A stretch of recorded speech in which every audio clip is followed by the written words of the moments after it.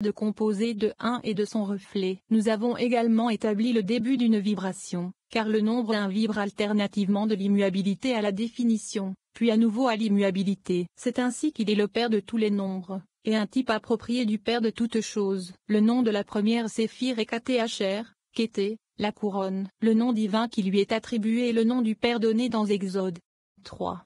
4, Aïe, Eyeh, je suis. Il signifie existence. Parmi les épithètes qui lui sont appliquées, comme contenant en soi l'idée d'une existence négative qui en dépend, on trouve Mirat Mirin, Tomirad, Tomirin, le con caché d'un cachet, Otika Dotiquin, l'ancien des anciens, Otika Kadisha, le très saint ancien, Otika, l'ancien, Otikiomin, l'ancien des jours. Il est également appelé NQDHRHEN, Nukdarashuna, le point primordial, NQDHPSHVTH, Nukda Peshuta, le point lisse, Risha HVVRH, Risha Avura, la tête blanche, RVM Mol, Romeola, la hauteur inscrutable. En plus de tous ces noms, il y a un autre nom très important appliqué à cette séphira comme représentant le grand-père Aricampin, le vaste visage, ou macroprosope. On dit de lui qu'il est en partie caché dans le sens de son lien avec l'existence négative,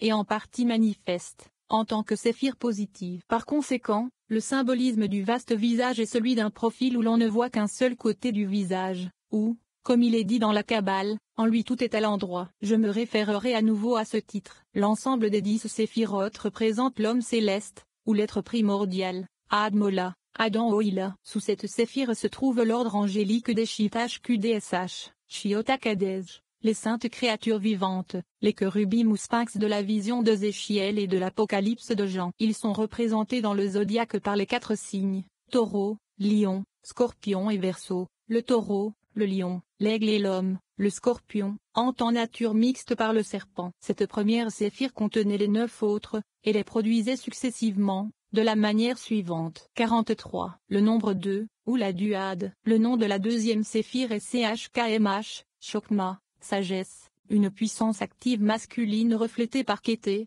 comme je l'ai déjà expliqué. Cette séphire est le père actif et évident, auquel est unie la mère, qui est le nombre 3. Cette seconde séphire est représentée par les noms divins, Ya, et Yves, et parmi les hôtes angéliques par Athnion, Ophanion, Lérou, Ézéchiel. Elle est aussi appelée Ab, le Père. 44. La troisième séphire, ou triade, est une puissance passive féminine, appelée Bina, la compréhension, qui est coégale avec Chokma, car Chokma, le nombre 2, est comme 2 lignes droites qui ne peuvent jamais enfermer un espace. Et donc elle est impuissante jusqu'à ce que le nombre 3 forme le triangle. Ainsi, cette séphire complète et rend évidente la Trinité céleste. Elle est également appelée Ama, mère, et Emma, la grande mère productive, qui est éternellement conjointe avec Ab, le Père, pour le maintien de l'univers en ordre. Elle est donc la forme la plus évidente sous laquelle nous pouvons connaître le Père, et elle est donc digne de tout honneur. Elle est la mère céleste, coégale avec Chokma, et la grande forme féminine de Dieu, l'Elohim, à l'image duquel l'homme et la femme sont créés, selon l'enseignement de la Kabbalah, égaux devant Dieu. La femme est égale à l'homme, et certainement pas inférieure à lui, comme les soi-disant chrétiens se sont efforcés de le faire. Emma est la femme décrite dans l'Apocalypse,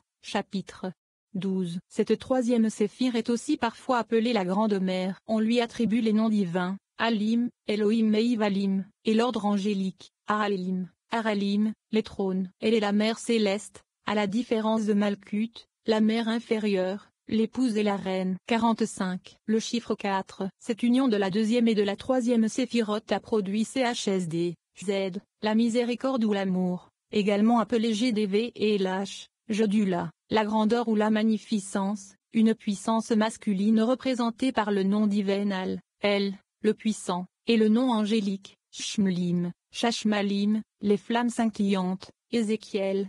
4 verset 4. 46. Le nombre 5. De celui-ci émane la puissance passive féminine GBVRH, Jebura, force ou force morale, ou DIN, Din, justice, représentée par les noms divins, Alim GBVR, et Al, Elo, et le nom angélique Shpim, Séraphin, Isaïe.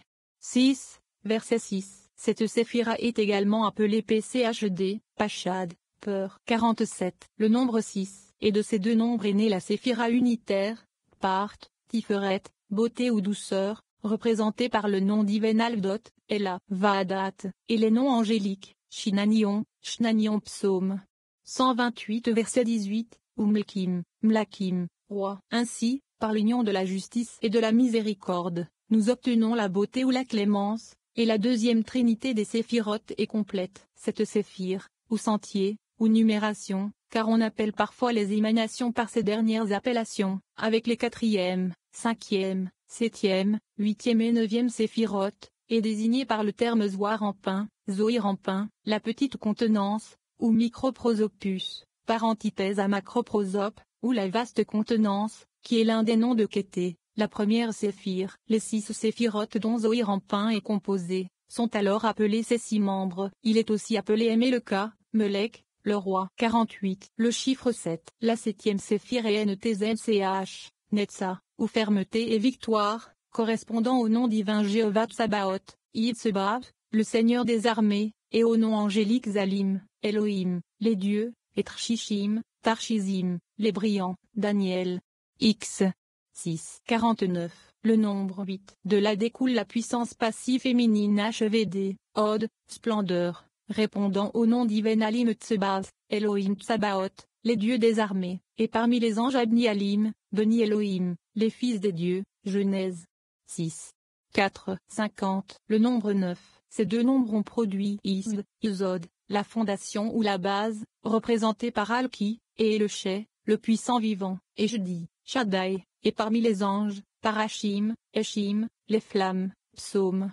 104, verset 4, ce qui donne la troisième trinité des séphirotes. 51. Le nombre 10. De cette 9e séphire est née la 10e et dernière, complétant ainsi la décade des nombres. Elle est appelée MLKVTH, Malkut, le royaume, et aussi la reine, Matrona, la mère inférieure, l'épouse du microprosope, Eshkin, Shokina, représentée par le nom divin Adonné, Adni, et parmi les hôtes angéliques par les chérubim, Krvim. Or, chacune de ces séphirotes sera, dans une certaine mesure, androgyne. Elle sera féminine ou réceptive par rapport à la séphire qui la précède immédiatement dans l'échelle séphirotique, et masculine ou transmissive par rapport à la séphire qui la suit immédiatement. Mais il n'y a pas de séphire antérieure à Kété, ni de séphire qui succède à Malkut. Par ces remarques, on comprendra que Chokma est un nom féminin, bien que marquant une séphire masculine. Le lien entre les séphirotes et le Rua, l'esprit, issu de Mezola, l'influence cachée. 52. Je vais maintenant ajouter quelques remarques sur la signification kabbalistique du terme Mtkla, Metokela,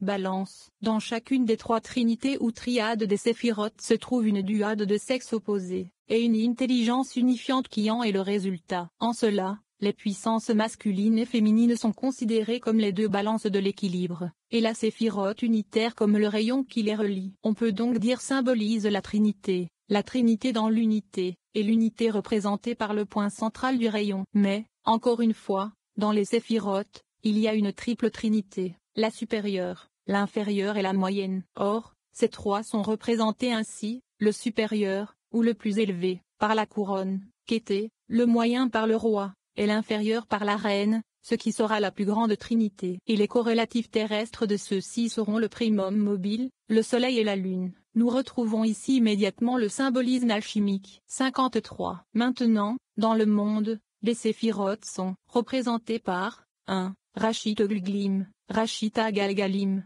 le commencement des mouvements tourbillonnants, le primum mobile. 2. MSLVTH, Maslot, la sphère du zodiaque. 3. Shpté, Shabbaté, repos, Saturne. 4.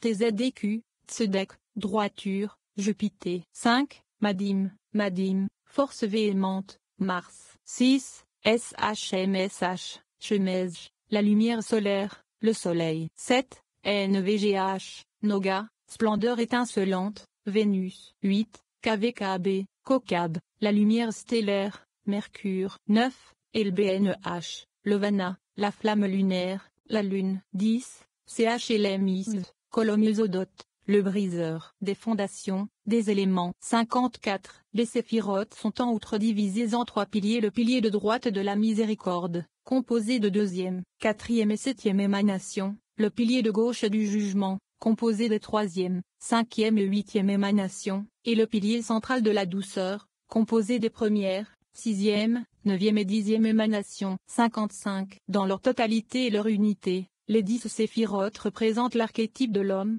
Adnkudmvn, Adam Kanmon, le protogono. En examinant les séphirotes qui constituent la première triade, il est évident qu'elles représentent l'intellect. C'est pourquoi cette triade est appelée le monde intellectuel, Ovlmem Vshkl, Olam Meshkel. La deuxième triade correspond au monde moral, Ovlmem Vrgsh, Olam Morgash. La troisième représente la puissance et la stabilité, et donc appelée le monde matériel, Ovlmembo, Olam Mamevedbo. Ces trois aspects sont appelés les visages, en pain.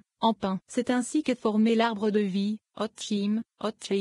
La première triade étant placée au-dessus, la deuxième et la troisième au-dessous, de telle sorte que les trois séphirotes masculines soient à droite, les trois féminines à gauche, tandis que les quatre séphirotes qui s'unissent occupent le centre. C'est l'arbre de vie kabbalistique, dont dépendent toutes les choses. Il existe une grande analogie entre cet arbre et l'arbre Yggdrasil des Scandinaves. 56. J'ai déjà fait remarquer qu'il existe une trinité qui comprend toutes les séphirotes, et qu'elle se compose de la couronne, du roi et de la reine. Dans certains sens, il s'agit de la trinité chrétienne du Père, du Fils et du Saint-Esprit, qui, dans leur nature divine la plus élevée, sont symbolisés par les trois premières séphirotes, Kété, Chokma et Bina. C'est la trinité qui a créé le monde, ou, en langage kabbalistique, l'univers est né de la trinité. Voir figure dans le livre de l'union du roi et de la reine couronnée. Mais selon la Kabbale, avant que la forme complète de l'homme céleste, les 10 séphirotes, ne soit produite, certains mondes primordiaux furent créés, mais ils ne purent subsister, car l'équilibre de la balance n'était pas encore parfait,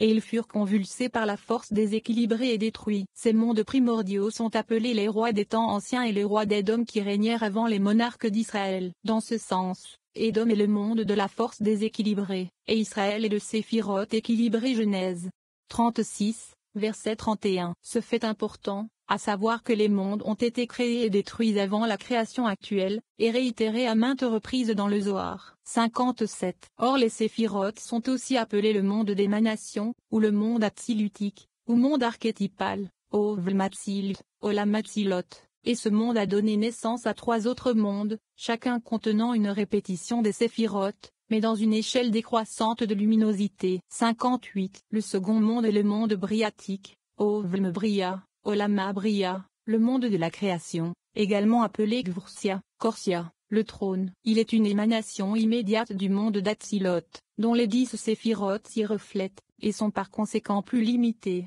bien qu'elles soient toujours de la nature la plus pure, et sans aucun mélange de matière. 59. Le troisième est le monde du Yetziratique, Ovlm Yetzir, Olama Yetzira, ou monde de la formation et des anges, qui procède de Bria, et qui, bien que moins raffiné en substance, est encore sans matière. C'est dans ce monde angélique que résident ces êtres intelligents et non corporels qui sont enveloppés d'un vêtement lumineux, et qui prennent une forme lorsqu'ils apparaissent à l'homme. 60. Le quatrième est le monde asiatique, Ovlmoshi, Olama Asia, le monde de l'action, appelé aussi le monde des coquilles, Ovlmklit, Olama Klifot, qui est ce monde de la matière, constitué des éléments grossiers des 3 autres. En lui se trouve également la demeure des mauvais esprits qui sont appelés les coquilles par la Kabbalah, Klit, Klifot, coquilles matérielles. Les diables sont également divisés en 10 classes, et ont des habitations appropriées. Voir tableau. 61. Les démons sont la forme la plus grossière et la plus déficiente de toutes. Leurs 10 degrés correspondent à la décade des séphirotes, mais dans un rapport inverse,